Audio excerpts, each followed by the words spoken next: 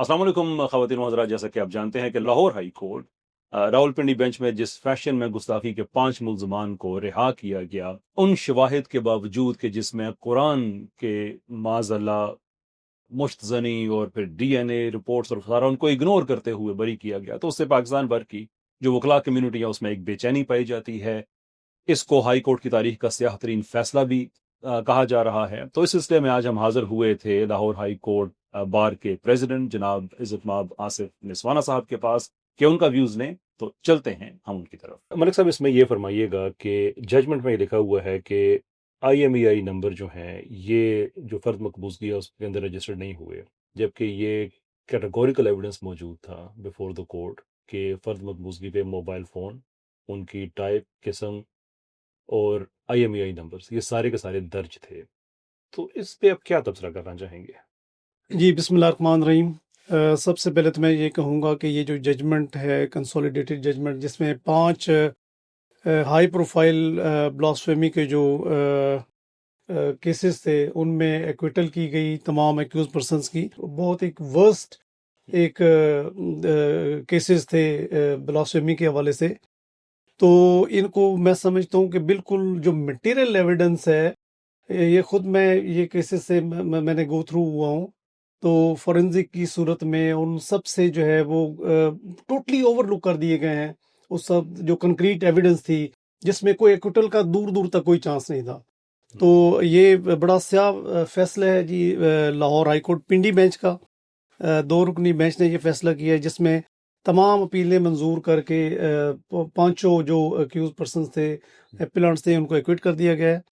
और फिर ये कि प्रॉपर रिप्रेजेंटेशन भी नहीं थी, सिर्फ एक वकील साहब एक अपील में पेश हुए हैं। और जो ये मेन जो ग्राउंड ली गई है कि EMI नंबर जो है वो नहीं इसमें मेंशन होते, तो हर एक केस में जो उसकी फर्द मकबूजगी है उसमें IMEI नंबर जो है हर जो उनके रेस्पेक्टिव जो डिवाइसेस थे, मोबाइल फोन से, उनका स्पेसिफिकली मेंशन्ड है। जी। तो ये पता नहीं किस तरह वो जैसे साहब ने ये लिख दिया उसमें कि वो रिकवर नहीं हुई, जबकि हर एक केस में वो फर्द मकबूजगी वो रिकवरी मीमो में मेंशन्ड है। जी, बिल्कुल दुरुस्त जी। एक जगह जजमेंट में वो लिखते हैं कि जो 295C है इसको SP रैंक सिर्फ वही इसको इन्वेस्टिगेट कर सकता है, वेयरएज इन दिस केस जो है ये डिप्टी डायरेक्टर ने किया है ना। ये बात बड़ी क्लियर लिखी हुई है जो पीका है उसके 29(4) में कि जाहिर सी बात है कि NCCIA के अंदर तो डेजिग्नेशन डिफरेंट है, तो जब SP भी उसमें जाएगा तो वो भी एक डिप्टी डायरेक्टर के रैंक पे जाएगा, इसलिए कि दोनों 18 ग्रेड के हैं। तो जो लीगल रिक्वायरमेंट वो पूरी हो गई है, लेकिन क्या इस चीज़ को बेस बनाया जा सकता है वहाँ पे जो जज साहब ने बनाया कि चूंकि NCCIA के अंदर SP नहीं है, देयरफॉर इन्वेस्टिगेशन करने वाला बंदा जो है वो लीगल रिक्वायरमेंट को फुलफिल नहीं कर रहा। और फॉलो अप भी साथ ही ले लीजिए कि क्या इसका मतलब है कि गुस्ताखी अगर कोई आदमी पेपर पे कर दे या जुबानी कर दे या किसी ऐसे मोड से करे कि जो साइबर में नहीं आता, तो इसका मतलब ये है कि फिर उसको इजाज़त है, क्योंकि नॉन साइबर वाला तो SP कर लेगा, जो ही साइबर में जाएगा तो आपका ये कहना है कि NCCIA के अंदर SP नहीं है, देयरफॉर उसको इन्वेस्टिगेशन ऑफिसर डेजिग्नेटेड नहीं है, देयरफॉर आप जो मर्जी करते फिरें फिर। नहीं जी, ये इट्स वेरी अनफॉर्चुनेट, ये एक इंतहाई मुज़िका खेज बात है, क्योंकि ये जो ब्लास्फेमी के इस तरह जो नेट पर जो होते हैं, ये एक्सक्लूसिवली जो है वो जुरिस्डिक्शन होती है इसका जो एक FIA का विंग है, बल्कि अलहदा से एक एजेंसी है NCCIA। तो इसके जो नोमेनक्लेचर्स होते हैं, इसके जो ऑफिशियल्स होते हैं और फिर जो इन्वेस्टिगेशन ऑफिसर्स होते हैं, वो इनका FIA के हिसाब से होता है। तो इसकी जो इन्वेस्टिगेशन करता है वो डिप्टी डायरेक्टर करता है इसका NCCIA का, तो वो इक्वलेंट होता है SP के। अब ये कहना कि वो SP नहीं था बल्कि डिप्टी डायरेक्टर था, इट्स मतलब एक बहुत ही जो है एक अनफॉर्चुनेट कि ये इस बुनियाद पर एक्विटल हुई है इतने एक सेंसिटिव मैटर में, तो ये बिल्कुल जो है वो जस्टिफाइबल नहीं है। मजीद आगे वो लिखते हैं कि जो सिम है वो मुल्जमान के नाम पर रजिस्टर्ड नहीं। एक तो ये फैक्चुअल इनएक्यूरेट बात है, फैक्चुअली इनएक्यूरेट है इसलिए कि 5 मुल्जमान में से 3 के उनके नाम पे नहीं थे, 2 के तो उनके नाम पे हैं।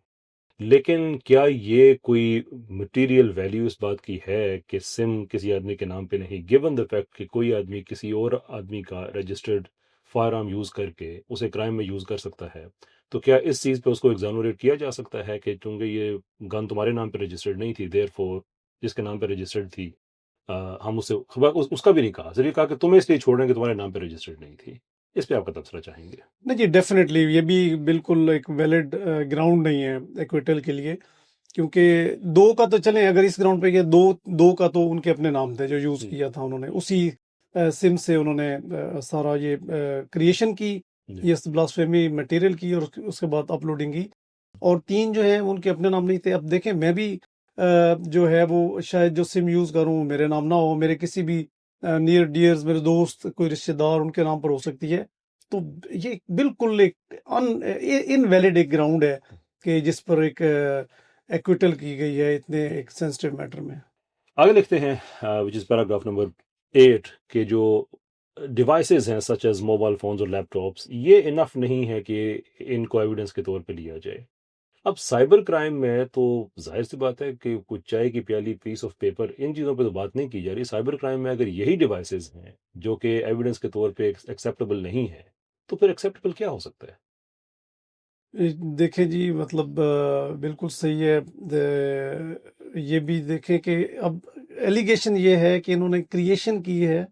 بلاسفیمی مٹیریل کی، اور اس کے بعد اپلوڈنگ کی ہے. تو یہ سارے جو ایک سمز ہیں، جو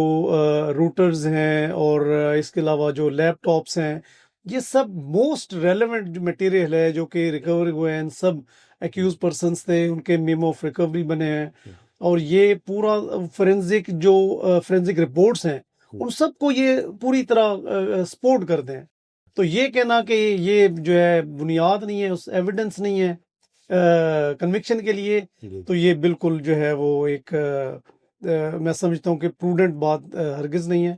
تو اوور آل میں سمجھتا ہوں کہ یہ جتنی بھی جو ججمنٹ ہے ایکویٹل کی، تو یہ میں نہیں سمجھتا کہ یہ سسٹین کرے گی، کیونکہ اس میں ٹوٹل اگینسٹ مٹیریل اور اگینسٹ فیکٹس اور اگینسٹ لا یہ ساری بیس کی گئی ہے. تو انشاءاللہ مجھے کبھی امید ہے کہ جب ہم اس کو انشاءاللہ اگست کورٹ میں جب لے جائیں گے تو یہ ضرور وہاں پر سیٹ اسائیڈ ہوگی. آخری پیراگراف میں ججمنٹ میں سم اپ کیا گیا کہ ان کو کون سے ایویڈنس دیے گئے، اور کہا گیا کہ اس کے بیونڈ کوئی ایویڈنس نہیں دیا گیا. یہ بھی ایک فیکچول انیکوریسی ہے، اس لیے کہ اس میں انہوں نے اس ڈی این اے رپورٹ کا نہیں بتایا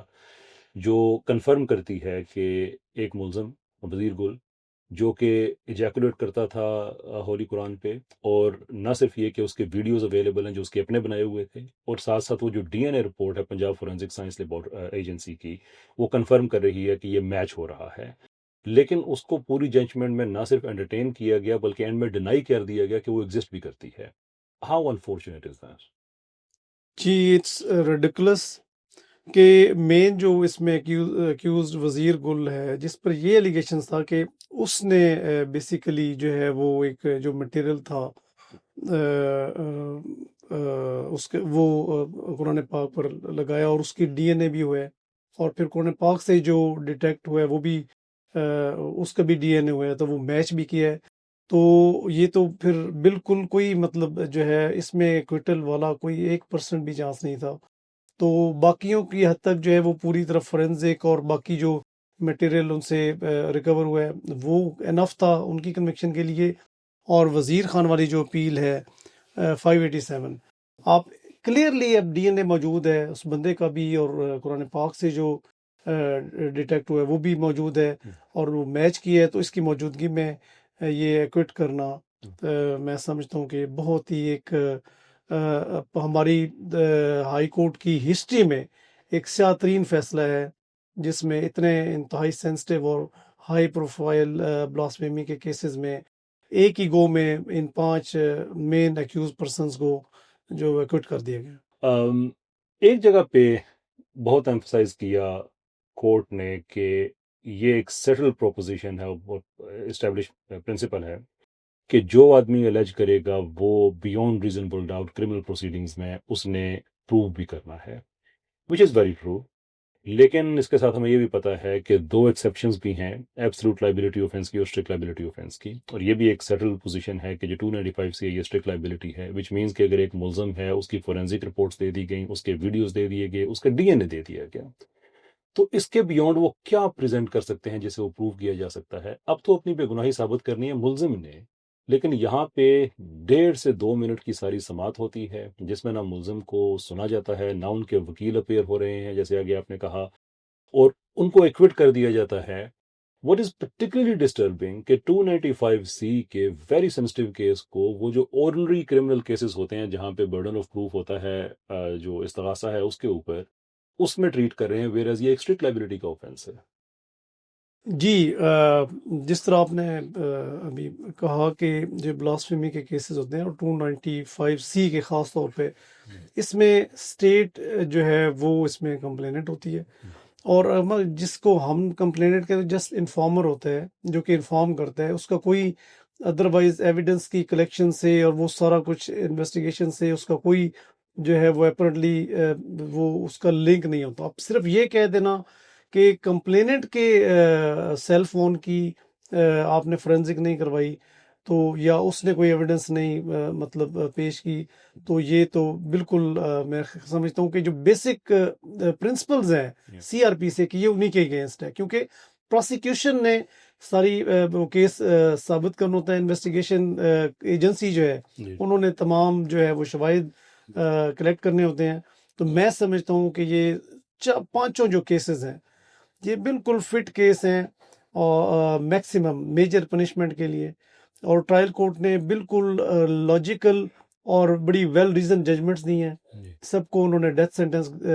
اوارڈ کی تھی، اور